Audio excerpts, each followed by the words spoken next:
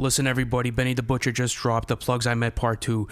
It's absolutely ridiculous. There's a lot of great content, guys. And before we actually dive into the review, leave your favorite song from the whole album in the comment section. Dude, I'm super fucking hyped, man. I've been waiting for this project for a minute, and it's finally here. How do you feel about it? Bro, it's just the anticipation I had going into this was amazing just because The Plugs I Met was, one of my favorite EPs of the last decade. Like, I really put it on that level. So for me, the anticipation was huge.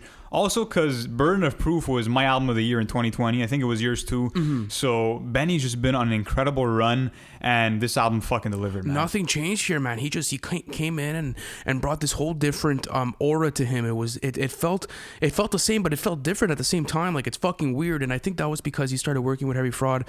Shout out Harry, by the way. He did a fantastic fucking job on this project. Everything sounds absolutely unprecedented. He brought in some jazz sounds. Oh my God. The way that he blended in the drums into the instrumentals, it's not like you have a drum loop where it's playing over and over again. No, he's implementing it at the right fucking times.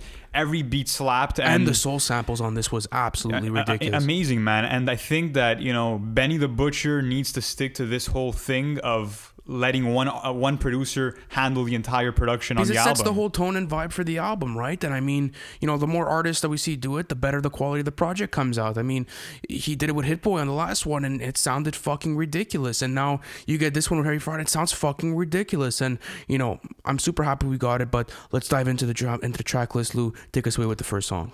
Fuck the first song. Plug Talk is just staying in my head right now, man. I can't get it out of my head. That hook was amazing.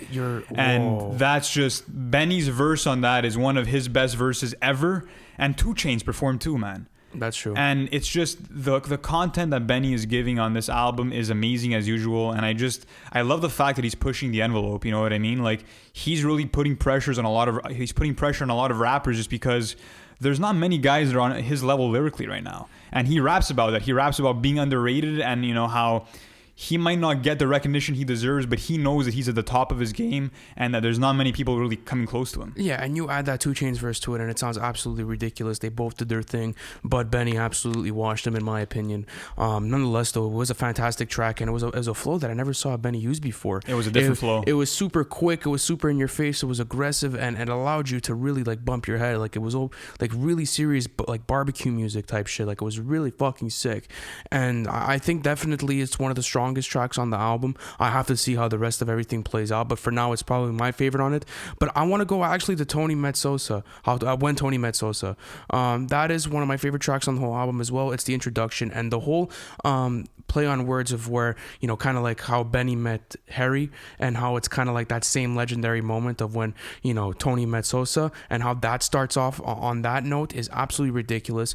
Plus you start the album on such an incredible tempo, and it really gets you involved in the music. Like, it's, he really brings you into this world, and like you're staying there, and you understand he hypes you up. Like, he hypes you up for the album just because it's a great intro. And he has a bar that says, people are saying that I saved this rap shit, but no, like, this rap shit actually saved me. And that just relates back to, his lifestyle before the rap game and where he's at now, and how it's changed his lifestyle, how he's been able to, have an amazing career and bring in a lot of money through his merch, through touring, and he deserves all of it just because he's one of the best rappers in the game. Absolutely, right now. On some mogul shit. But let's go on to overall.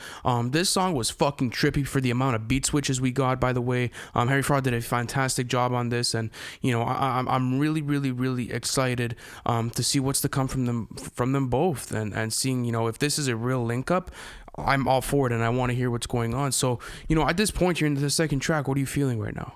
I'm feeling like Benny the Butcher is literally the most quotable rapper to me right now. Like, there's so many bars that you can take out of this and just keep replaying in your head over and over again. And I really do think that he's the most quotable rapper. And one of the actual bars on this song that I was like, fuck, like, this just hits is I'm the Hood Bill Gates. Like, just these clever just one-liners that just stick in your head, and you just... It's amazing just because no one is really... as clever as a lyricist right now as Benny. There's not many other guys that are on that level, man. I'm gonna keep saying it just because he needs to get his flowers at this point. He does need to get his flowers, and this is showing great consistency in the first half of the album. Yeah. You know, we go from When Tony Met Sosa overall, and then after that, obviously we get onto you know, we get Plug Talk. We get to the iconic Plug Talk. My bad, I had a lapse Which of memory is there. the best song in the album in my opinion. Lou wanted to really start off with that, and I don't blame him, man. Yeah, we played that right after it went on it, but Live By It. That is another fantastic track by Benny.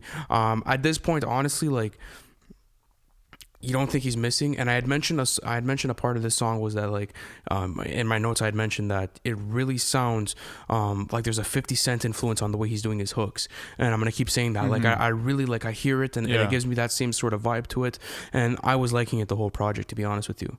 Yeah, and then we had Talking Back with Fat Joe, and to me, Fat Joe had the best feature on the entire project. He absolutely killed it, and he kind of gave me this point of view from an OG, you know what I mean? Like, it was really solid, and you know, just once again, Harry Fraud, just, it was hit after hit. There was no missing on this, man, and this was another great beat from him. Yeah, and by the way, like, I think we're butchering. It's Harry Fraud or Harry Freud? My bad. It's Harry Fraud. Okay, it's Harry Fraud. Okay, my bad. But okay, let's go back in. Yeah, Talking Back is absolutely fantastic. You know, it gives you that whole, as you said, introspective from that whole introspective part of Fat Joe, and I like where he chose this feature, because I didn't know if it was gonna fit or not, but like, Fat Joe absolutely delivered, and it fucking slapped, and I was really with it. And then we had No Instructions, which was a really good song, just because Benny's kind of rapping about what's crazy about our society now, where people are literally worshiping rappers and kind of idolizing them to a point where it becomes a sickness, just because they can't find their own identity because they're lashing on, you know, to these rappers and to these celebrities. So that was cool. That was a cool concept for him to bring in. It was a cool concept for him to bring in, and I like that he's talking about that sort of stuff, because, you know, this album also offers a certain amount of introspectiveness to Benny that I haven't heard before.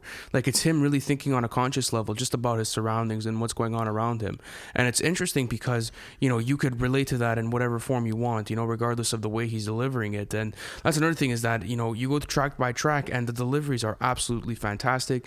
Everything's sounding on point, and Benny does not miss a single flow. Benny's flow is absolutely ridiculous, and I think he has the best delivery out of any other Griselda member. It's just crazy to me how he comes back only 4 months after Burden of Proof and delivers an album on this fucking level. I mean, obviously we just ran through it once, but there's so much, you know, kind of insight to take out of it off of just one listen. Absolutely. So, I mean, it's amazing. And, you know, speaking of longevity, which is what Benny's going to have throughout his career, that's also the name of the next song. And this is where we had the controversial French Montana feature. Yeah. It was the only, like, it's a shame because the Harry Fraud beat, it did not fit, but the Harry Fraud beat was absolutely fantastic, and it was low-key wasted. But Jim Jones had a fantastic verse on this. Jim Jones had a very interesting verse on it. So, but the thing for me was, like, I would have rather just had Jim Jones. I don't feel like French did, you know, I don't feel like he put out a real good effort. You know what I mean? Like, you know, you're going on a Benny song. You know that you have to perform. You're going on a song with one of the best rappers in the game right now, and that's the verse you're bringing. Like, it was just lackluster. Like, I'll be honest with you. A lot of people were skeptical when they saw French Montana's name, but when I'm like, okay, if Benny has him on this album, he must have, like, actually shredded his verse. Like, he must have gone wild on this verse. And it kind of disappointed me. It did, but maybe it's like a New York OG thing. Like, that was just like what it is, you know. Maybe he sees it as just Benny showing some love. Yeah, Benny showing love, having him on the album, like, that's some cool shit. But go on to the next track. Survivor's Remorse, featuring Rick Hyde, who's actually one of Benny's artists under his Black Soprano family label. He killed his feature. He actually shouted out Quebec, which is pretty jokes. Our hometown. Cold Like Quebec. What was that? That was the bar? Yeah. Cold Like Quebec. Cold Like Quebec. Yeah, it was a very interesting song, and both of them did their part to play. I think obviously Benny had the better verse on it, and he starts off the song in such a strong tone and strong matter. And at this point, like, I'm really impressed with the whole project because it's sounding cohesive. It sounds like a storyline. Like, it sounds like there's some sort of progression and narrative to it, you know. And that's what you could expect from Benny the Butcher, right? Yeah, and that's what he's gonna give you. And what's amazing is that, you know, he's talking about survivor's guilt and how he feels, you know. He feels really badly about the fact that, you know, a lot of the people that he grew up with didn't make it out of the streets, but he did. And, you know, he raps about, like, you know, saying it could have been me, but it wasn't. I was lucky enough to get out of it, but he still feels that guilt for the fact that, you know, he made it and some of his friends didn't, and it's pretty deep. And a lot of the subject matter on this project reminded me of Burden of Proof, just because he's getting really introspective about his past life and kind of the repercussions of it, you know, how he's feeling afterwards. And to me, this whole project sounded like, you know, let's say someone who was in the streets and who took a month off vacation and is kind of reflecting on all the experiences that just happened. Like, all these experiences feel so fresh just because of the way that Benny's delivering them and the amount of detail that he's giving. And it's mind-blowing to think that he's able to rap and give these anecdotes on this level. He is, and that's how skilled he is of a rapper. Is like, you know, what I really look for in an MC is the type of imagery he's displaying. You know, what type of images is he making me see? Like, you know, what type of storyline is he taking me through? And whenever you go through a Benny the Butcher album, regardless of the Plugs I Met Part 2, you know you're always going for a ride. And like, this felt like, it felt positive and it felt glamorous, but it also felt like destructive, though. It did, yeah. It was such a, there was like a double meaning to the album. Like, it was like he was explaining all of the benefits of being on top and, you know, being respected as an OG and making it out, but like, you know, a song like this makes you start to realize that he's actually feeling for his boys, and like there's an actual, you know, dark path to his to everything. And like, that's what I like, is like he's showing both of those, but in a very even split throughout all the tracks, and great to see. Yeah, and the outro after was Thanksgiving, which was actually, you know, premiered I think a week before the album came out. It was on Ebro's show. Yeah, and great song. It was a cool way to end off the project. And I mean, it's interesting to see that Benny is just on a crazy tear right now, and he hasn't missed, and he won't miss, man. He won't miss. I wouldn't be surprised if he drops another project, you know, again in this year, just because why not? You know what I mean? When you're putting out this quality, I don't care if you drop 5 albums. If they're all amazing, drop 5 albums in a year. Someone like Benny could actually pull that off. So a big question too now becomes, when you're looking at the Plugs I Met 2 and the Plugs I Met side by side, I know we only heard it once, but right off the bat, which one do you prefer and why? I would have to say the first one still. Yeah. It's just such an iconic project for me. But the two, it's not to say that the two didn't live up to the hype for me. Like, the two was a really well put together project, and you know, I had a bit of an eerie feeling when I saw that French Montana vibe. I was like, is he going mainstream? Like, that's what it gave me, like that sort of intention. I definitely don't think that his sound changed in any way. No. But that's what I'm trying to say, is like, that's what I was so happy about, was that I got that classic Benny, and you know, he hasn't dipped in form and performance. Maybe I have to look back on this moment and look at the album here. But the only reason why I would say the Plugs I Met is over it is just because of that whole French Montana feature. Yeah, I mean, for me, it's just the features in general. I just didn't feel like they were on as big of a scale, because on the first Plugs I Met, you had Conway, you had Conway the Machine, you had Black Thought, you had Pusha T. Exactly. You had guys that were just, you know, it was an iconic that perfectly album. kind of matched Benny's aesthetic, and it's just. How did you feel about Harry, though? How did you feel about the whole production of the album and how it felt? It was great. It was fantastic, but I got to be honest, again, I do prefer the production on the Plugs I Met, just because we got beats from Alchemist, we got beats from DJ Shay, we got some Derringer beats. That's the only thing I'm going to say, is that I feel as if the production on the Plugs I Met Part 2 is better than the first one. That's fair enough. I feel as if like Harry really, really performed on this, and it really, like, now if I can almost picture it in my head, like the whole production like carried me out through the album. Like, it was the car I was rolling in, you know what I'm trying to say? Like, that's what I felt. It really kept you in it, and it gave you the sentiment of what Benny was going through, like how Benny was feeling. And like, that's what's cool too, because like they were working together, and like it sounded like the chemistry was perfectly well balanced. Like, it didn't sound like, you know, Harry's beats were way too good for Benny, and like Benny was way too good for Harry's beats. It was just like, you get what I'm trying to say? Like, it was a good mix of both of them. I definitely do think, though, that Hit Boy's maybe style kind of fit Benny a bit better on Burden of Proof. Maybe. We'll see how it has to age. We'll see how it ages, though. Yeah, I have to see the amount of tracks that stay with me throughout this. I mean, Burden of Proof is still heavy in my rotation, and I still will do it. I want to ask you, what are your overall thoughts on the album?